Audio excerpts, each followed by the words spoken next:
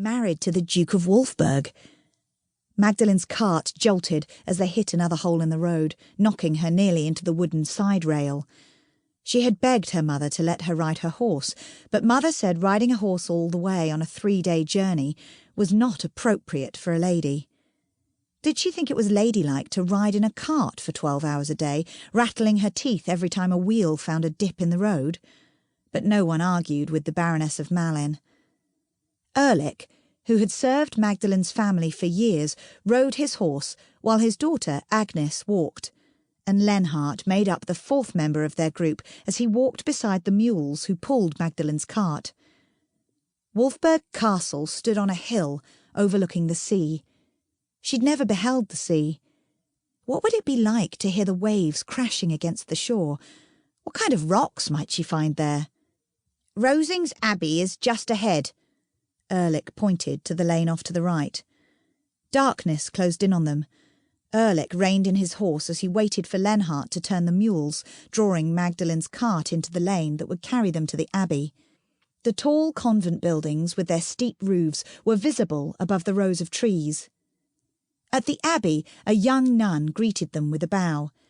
She led Magdalen and Agnes to a long, low building, then to an austere room with 2 small cots. Magdalen's legs were like jelly after using them all day to brace herself as she rode in the jarring cart. Agnes set her bundle on the floor.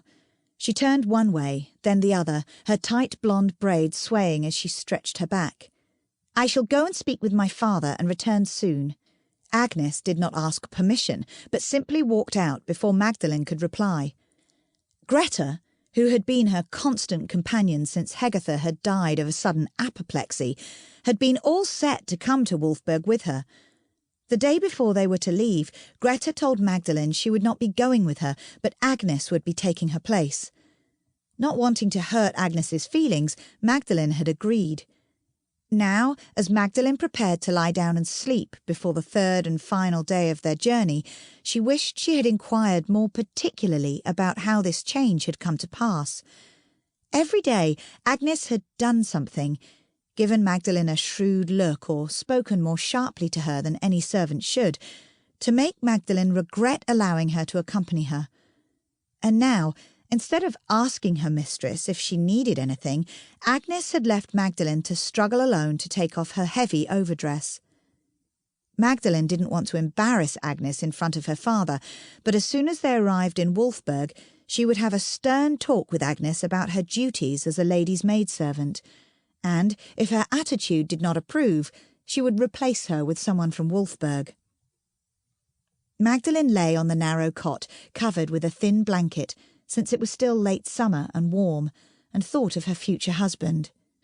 Good sense told her it was strange that the Duke of Wolfburg would ask to marry her, when Magdalen was only the daughter of a poor widowed baroness. He had seemed sensible when she met him, and a man of integrity as well. Every time she closed her eyes and recalled his face, his smile, the kindness in his eyes, her heart fluttered. But truly, she knew very little about him. She had talked to him, all total, for only 2 or 3 hours. Agnes opened the door, then shut it behind herself, interrupting Magdalen's musings. "When you are ready for bed, you may blow out the candle," Magdalen told her. "I will." A snide tone infused her cheerful voice. Magdalen said a prayer to quell her uneasiness, and closed her eyes. The next morning, when Magdalen awoke, Agnes was gone. Magdalen gathered her things, dressed herself, and was ready to go when Agnes came back in. "Here is your breakfast, Lady Magdalen." With bold eyes, she handed Magdalen a warm bundle. Inside was a bun stuffed with meat and cheese. "I also snagged us some apple pasties. Are you ready to go?" Soon they met Ehrlich and Lenhart with the cart, mules and horse, and set out on the road to Wolfburg.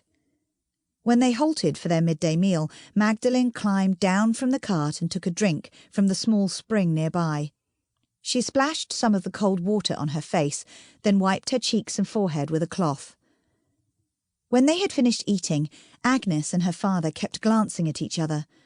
A nervous flutter in the pit of Magdalen's stomach caused her to watch them closely.